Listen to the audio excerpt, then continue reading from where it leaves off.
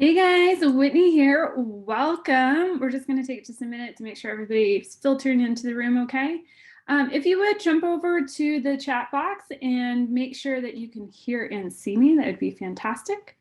Also, the chat box is where I ask that you enter all your questions today. So if you got a question as I'm going through the presentation, make sure to drop it in there and I will try to answer all that I can in line with the presentation. And then we'll hang out for a few minutes after and get everything else cleaned up.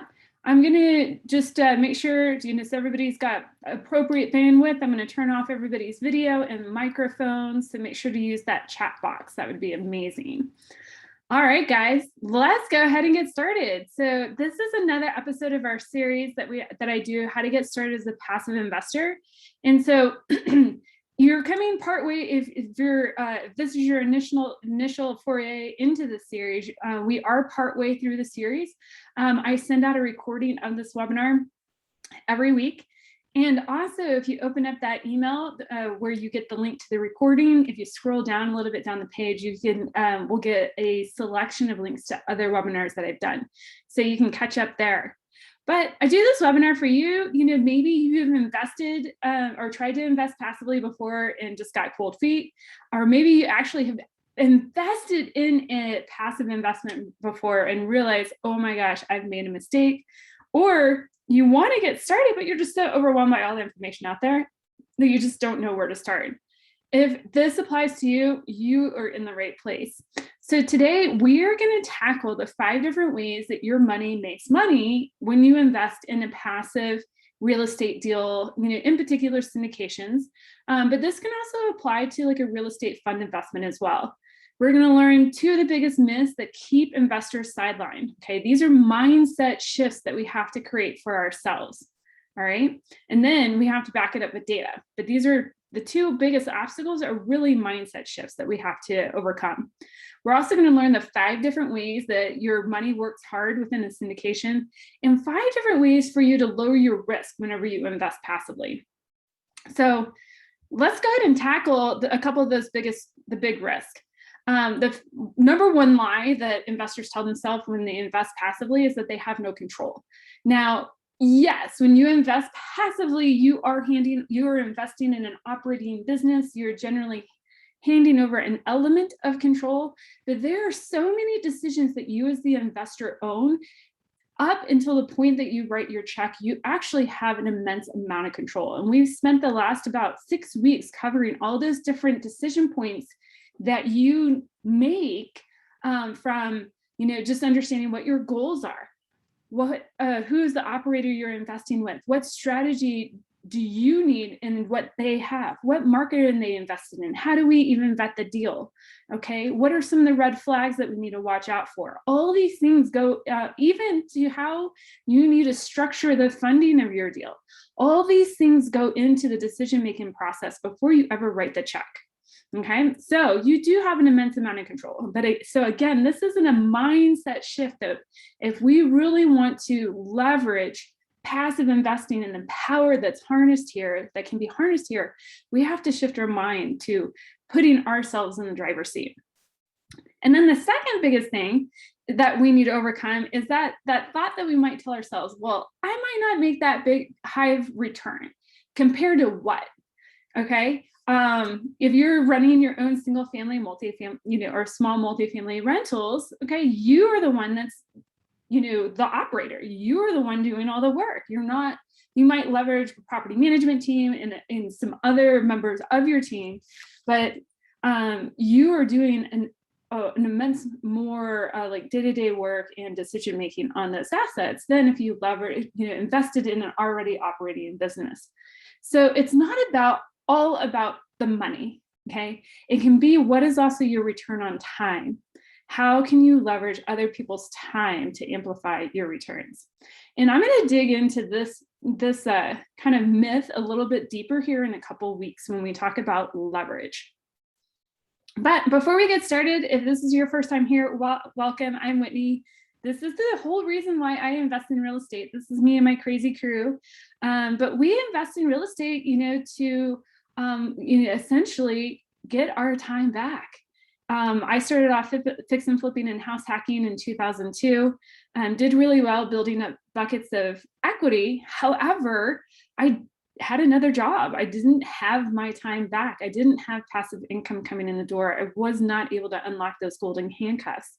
And my husband joined my antics, and it took us a couple more years after he joined and on the fix and flipping and house hacking for us to really realize, oh, we need to go into rental real estate. So we scaled a portfolio of about 30 rehab properties, still flipping and fixing on the side, to continue to build up equity to scale our portfolio. And we had enough income coming in to where I could step away from my day job very comfortably. And I put together my nice little plan. I sit my husband down. I'm like, what do you think? We've got a small child at home. Wouldn't this be amazing? I could just concentrate on our core assets. And he was like, man, I want that too. And I was like, oh boy. So our needs immediately shot from 30 single family homes up to 80. And that's when I knew we had to find a different way for us to both achieve financial independence and not, even financial freedom. And so we transitioned over to multifamily real estate. Started off on the passive side and then eventually got in on the active side. And fast forward here about 3 years later with Goodegg Investments, we've done over 26 multifamily properties. We are closing on number 27 and 28 here in the next month. So if you are ready to invest in a deal, I'm going to give you my contact information at the end of this presentation. I want you to reach out to me and see if one of these deals is a good fit for you. But 26 multifamily properties, 2 self-storage and a mobile home park. We have over 6,700 units under management and $800 million portfolio. All those numbers are going to change here in a couple of weeks. But what I get to do here on a daily basis as the Director of Investor Relations is work with you, the investor, and help you just understand what is this crazy world of passive syndication, passive real estate investing, and how does it help you throw gas on the fire in helping you achieve your goals, investing goals. So as I mentioned at the beginning of the presentation, this is just one of many presentations that I've done. If you are new to passive investing or new to knowing meeting us as Goodegg Investments, this slide right here is kind of the basic primer of what I would suggest that you review. Now, you don't have to go through all 11 of them. I mean, of course, there's, well over, 40, 50 plus videos now, but these core videos right here are going to give you a nice foundational, education on passive investing and, set you up really well to go into your first investment or next investment. So I'm going to leave this up here for a quick second, take a screenshot here, because when I send out that replay, look for these videos to get yourself started. All right, so let's transition to today's topic. We're talking about the money, okay? You invest in a passive syndication deal or a passive real estate deal like a fund. What are the 5 ways that your money is working hard for you? Now, most of us just think we write a check and we get our distribution back or capital gains. No. You get paid 5 different ways. So let's talk about the 5 different ways. And this applies to single family, small multifamily investing as well.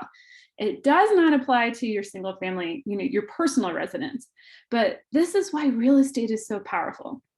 As always, I got to say that all the presentations that we do are for education only. If we talk about anything legal, financial, or tax related, make sure to take that information back to your advisor and your team and understand how it applies to your personal situation. Feel free to ask any questions. I will definitely let you know where the boundary is of what we can help answer for you, or what you need to take back to your team. So make sure you found that chat box. So 5 different ways that your money makes money, okay, when you passive invest. Now, I should say 5 different ways your money can make money, okay?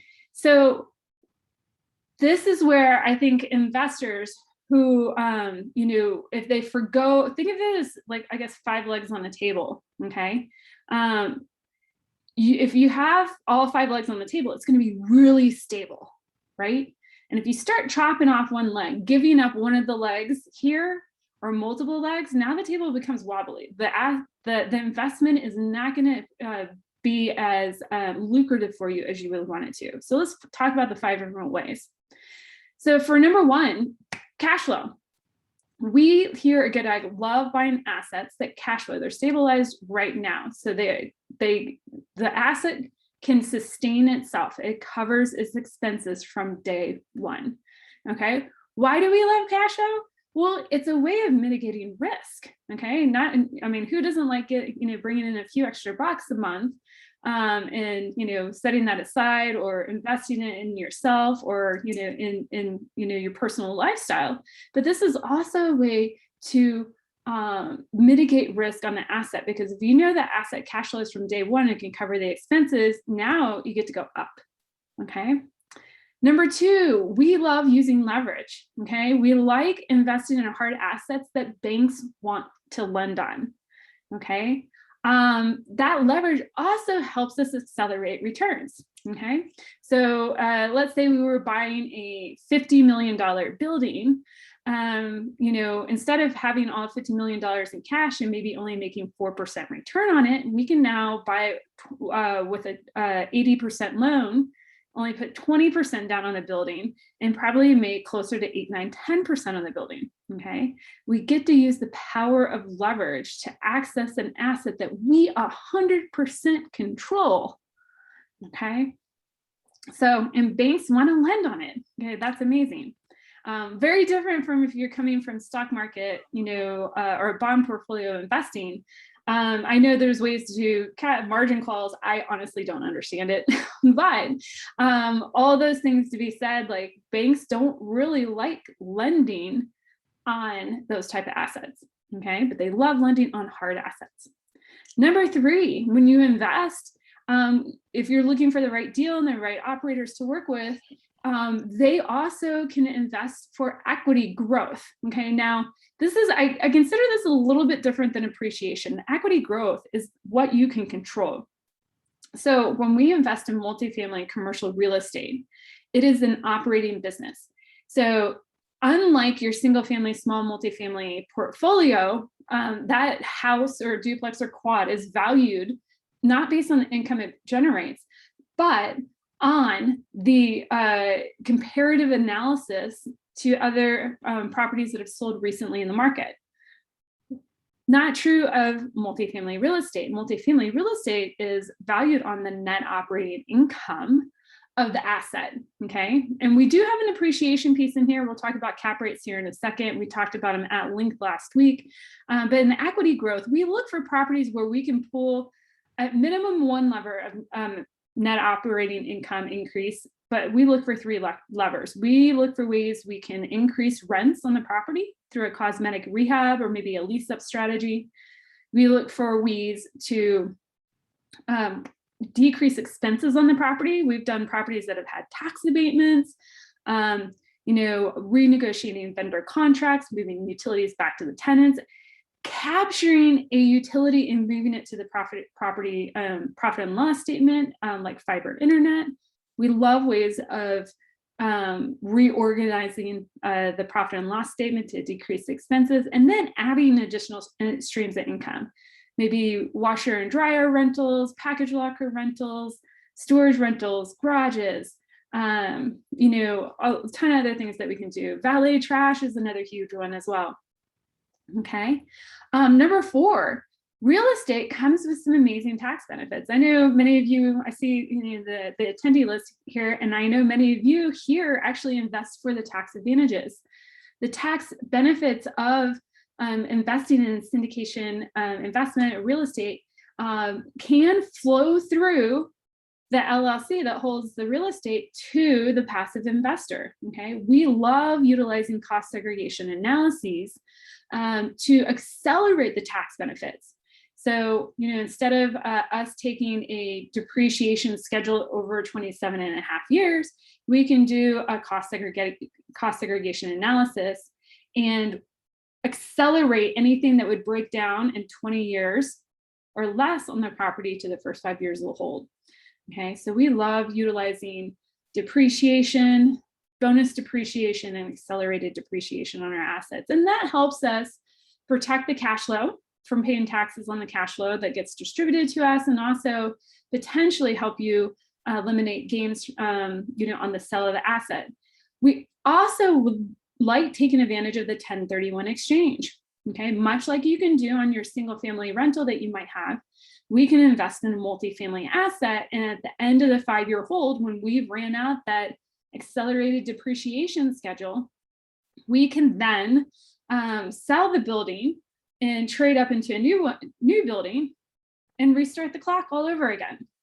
Okay, and you are moving the taxes on those gains to future years, or if you die with the asset in hand, not to go dark on us here, but if you pass away with the asset being held, the way our tax laws are right now, that steps up your basis to your heirs, and they don't have to pay the taxes on those gains, okay, as they get passed down to them.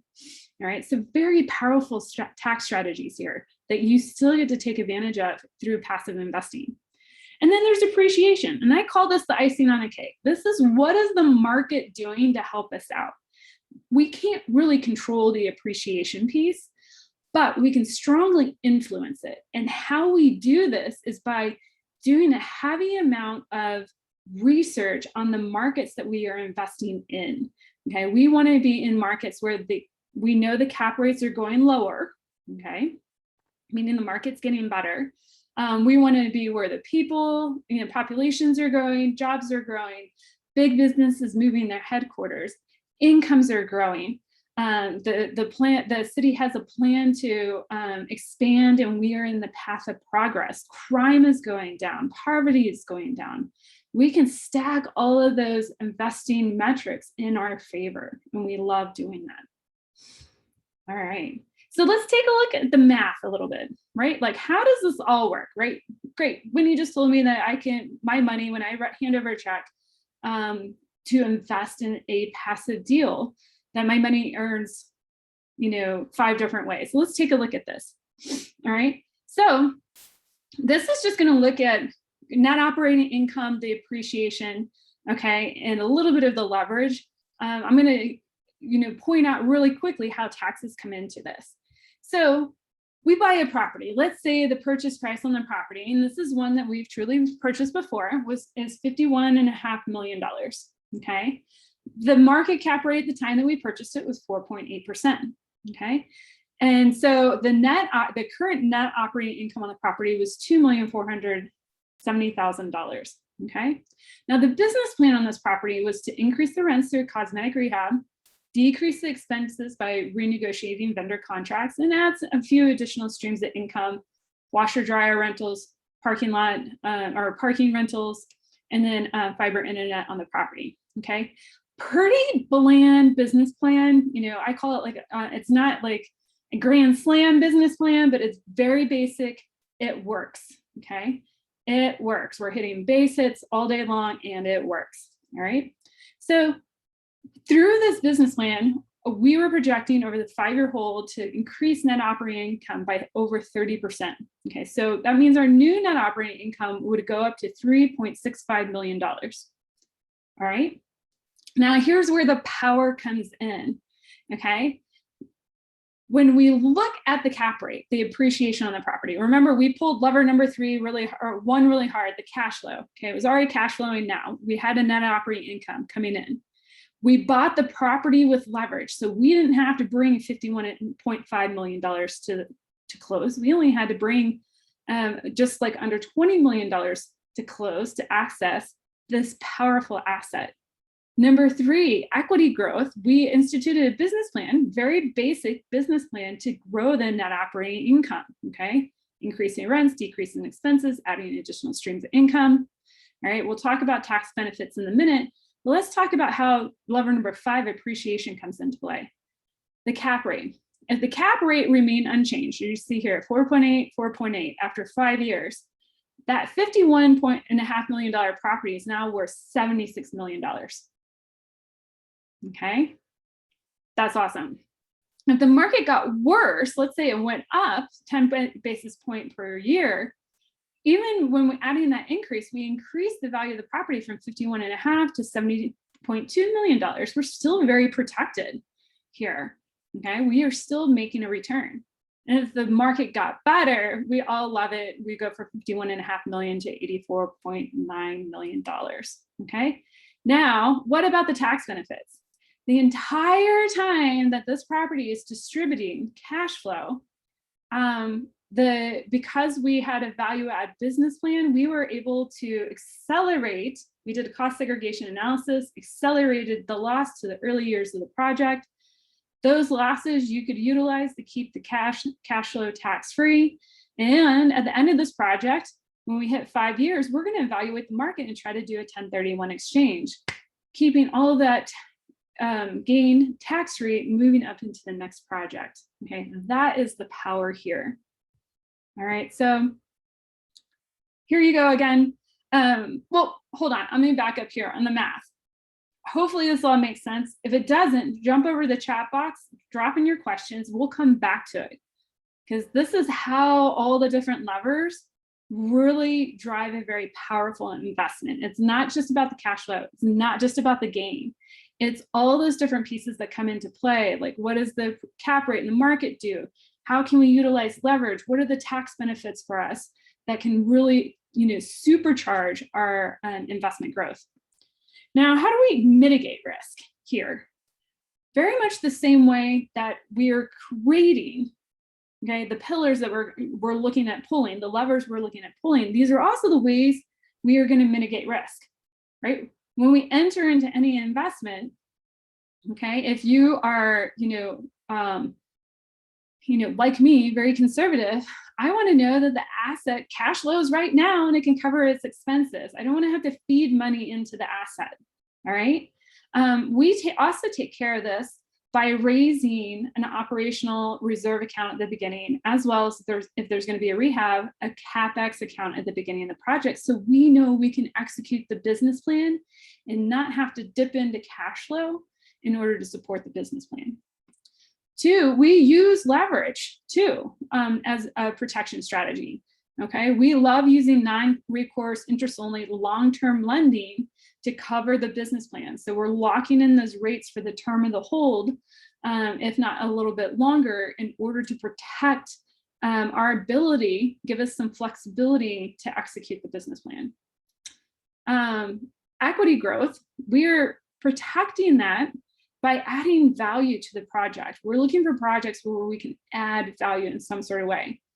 As you can see here, if the market got worse, went up to 10 basis points per year, we are still making money if we had to sell in that down market. We are preserving capital. Okay, that's what this value add strategy allows us to do, is preserve capital. Tax benefits, we get that through write-offs, depreciation, accelerated write-offs, as well as the 1031 exchange. That we look for assets that qualify for these depreciation benefits.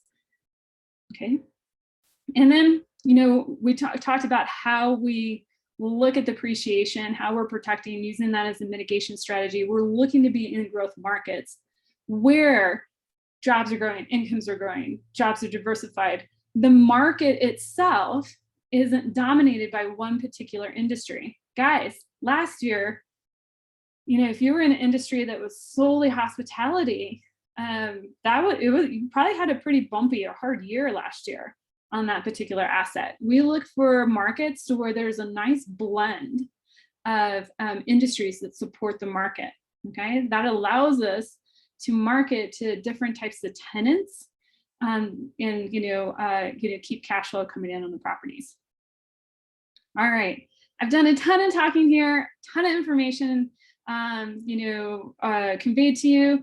So I'm going to take a pause here, see if you guys have any questions. If you do, jump over to the chat box, type them in. It can be related to the content that we covered today, or any other question that you want me to try to tackle. Wink, wink. But while you're writing your question, if you want to see our deal flow, make sure to go over to goodegginvestments.com/invest and fill out a quick 10 second application there. That'll help us identify your goals, and then we can kind of take it from there as far as building our relationship together. The Goodegg Investor Club is for anybody, whether you're starting out or you're a pro at this, have done no deals or have done many. I encourage you and invite you to apply to the Goodegg Investor Club. All right. And here's my contact information. As I mentioned before, we have a deal that's open right now. If you are interested in learning more about that deal, reach out to me directly. We are getting close to being fully subscribed for this deal, so there isn't much room left. And we look forward to talking to you soon. All right, guys, I'm going to shift over to answering questions. If some are coming in, I'm going to answer them in a little bit different order. Can you go over the basis points cap rate trade-off a bit more? Yeah, so Susan, specifically, what do you want to know? So I think that, I would encourage you to go look at the webinar over where we dive into cap rates. We pick them apart for about an hour. But, really what we're doing is called, it's called the sensitivity analysis. We enter the market at a particular cap rate. So if we bought this property all in cash, $51.5 million, we essentially would earn a 4.8% dividend coupon on the asset. But remember, we're using leverage to access the asset, okay? Because the bank, we can do that and we can accelerate our returns, but also we can get into the property for a much lower value.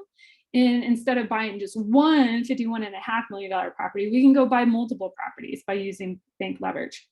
Now, so our interest cap rate is 4.8%, okay? If the market gets better, right, the cap rate goes down.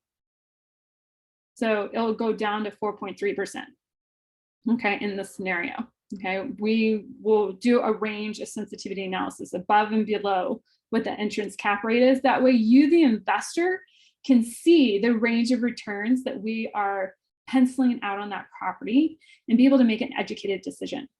If the market gets worse, there's also going to be another set of returns. And you can see if the market gets worse, okay, goes the opposite direction and floats up, then, we're still creating value on the building, okay? But there's another set of returns for you to look at. Maybe the question here is, Susan, how did I get to the value here, $72.2 million? I took the net operating income that was generated, $3.65 million, and divided it by 5.2% to get $70.2 million. Okay, to get $76 million, I did $3.65 million divided by 4.8% to get to $76 million, and so on. All right. Question, does a 1031 exchange still apply when exiting one syndication and investing in another? When you get into syndications, and I'm not a CPA or a lawyer on this, so you guys, definitely talk to your team. We will keep the LLC together at the end of the, when we go to sell an asset, we will pull the current LLC that's holding that asset, all the members, and say, hey, we're going to explore a 1031 exchange. Would you like to stay in on the exchange? If we have critical mass, if about 65% of the members want to stay in on the exchange, we have critical mass to move forward with a 1031 exchange. If we fall below that 63, 65%, then we can't. We exit the LLC. Everybody has to consume their gains. Okay, so you can't move for one syndication necessarily to another. You have to stay to take advantage of a 1031 exchange. You have to stay within the LLC.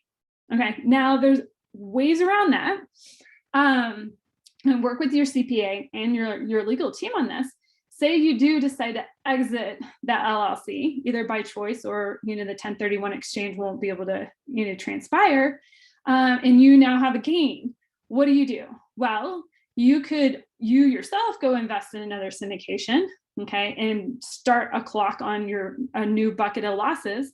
So you have a gain on one side of your balance sheet and then passive losses on the other side, and they should cancel or wash each other out in some respects. Or you could take that, now that I'm saying this out loud, you could try to see if you could invest in a DST, Deferred Sales Trust, or Delaware Statutory Trust. They've been called both. And see, but now that I say that out loud, that might not be an option, okay, if you liquidated your gain.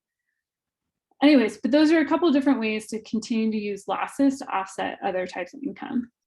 Can one 1031 exchange into one of these investments You cannot 1031, normally, you cannot 1031 into a syndication investment.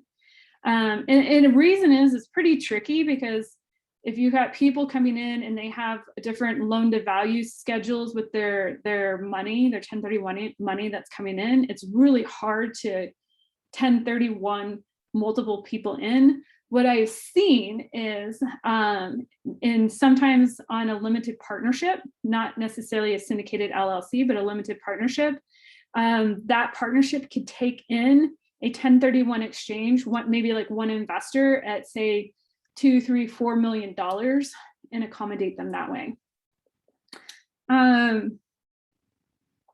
And then I think, Richard, I answered your other question. Can you 1031 out of an investment without paying capital gains tax? No, but you would just, talk to your legal and CPA team, but I'm pretty sure the answer on that is no, you can't turn 31 out of the investment, but you could definitely execute other strategies to minimize the capital gain on your investment. My personal situation, I invest in a few syndications every year, and as one rolls out, I've just got a perpetual bucket of losses that I can continue to use against those gains. So I'm constantly just rolling things over. So that's a strategy to work with your professional team and make sure that that's something that'll work for you. All right, guys, I'll hang out here for a little bit more. I know there's a couple other questions that came in directly. I'm going to answer those here in a second. But thank you guys for taking the time out of your day, your most important resource, and investing it here with me and in yourself.